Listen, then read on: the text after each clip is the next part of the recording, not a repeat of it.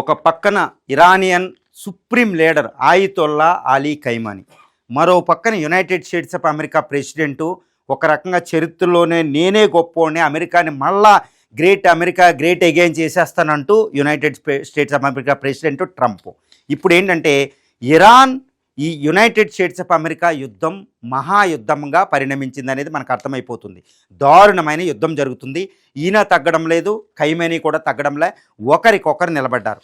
ఈ మొదటి అటాక్లోనే United States of America president తన సిఐఏ, ఇజ్రాయెల్ మొసాదు, ఇజ్రాయెల్ సహకారంతో డైరెక్ట్గా ఖమేనీ ఇంటి మీద అటాక్ చేశాడు. అదేవిధంగా యుఎస్ స్పెషల్ ఫోర్సెస్ ఎవరైతే వెనిజులాలో వెళ్ళి నికోలస్ మడ్యూరోని బంధించి తీసుకొచ్చారో వాళ్ళ స్పెషల్ ఫోర్సెస్ని ఇరాన్లో దించడం జరిగింది. ఖైమోనీని అంతమొందించడమే, ఈవెన్ పట్టుకుని తీసుకురావడం కాదండి. ఆయితొల్లా అలీ ఖైమోనీ మరణానికి డొనాల్డ్ ట్రంప్ ఆదేశాలు ఇచ్చాడని తెలుస్తుంది. ఈయన్నే టార్గెట్గా వెళుతుంది. ఇప్పుడు ఈయన బంకర్లో వెళ్ళి చాలా సేఫ్గా ఉన్నారు. ఒకవేళ హతమవుతే తన వారసులు వీళ్ళని ఒక 20 మంది వారసులు, వాళ్ళ కొడుకు ముస్తాజా, తర్వాత పెజెస్కిన్, తర్వాత ఆర్మీ జనరల్ ఐఆర్జీసీ కమాండర్, 20 మందిని పెంచి పోషించి ఆయన యొక్క వారసులుగా డిక్లేర్ చేసి వీళ్ళు నా వారసులు కాబట్టి ఇస్లామిక్ ప్రభుత్వం ఉండాలనే చెప్తున్నాడు. ఇది డొనాల్డ్ ట్రంప్.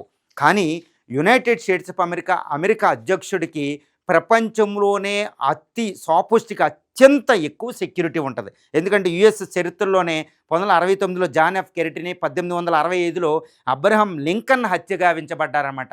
ఇంకా 2 అధ్యక్షులు గాల్ఫ్ లీడ్లు ఇలాగా, తర్వాత మార్టిన్ లూథర్ కింగ్ని.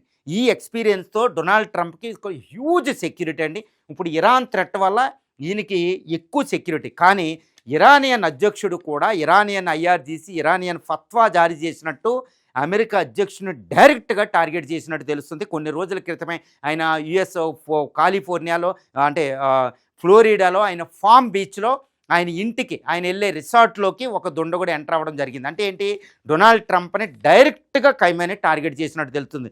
నువ్వు నన్ను టార్గెట్ చేయడం కాదు, నేను నిన్ను. అంటే ఒక దేశం పోట్లాడుకోవడం, ఒక యుద్ధం చేయడం చూసాం.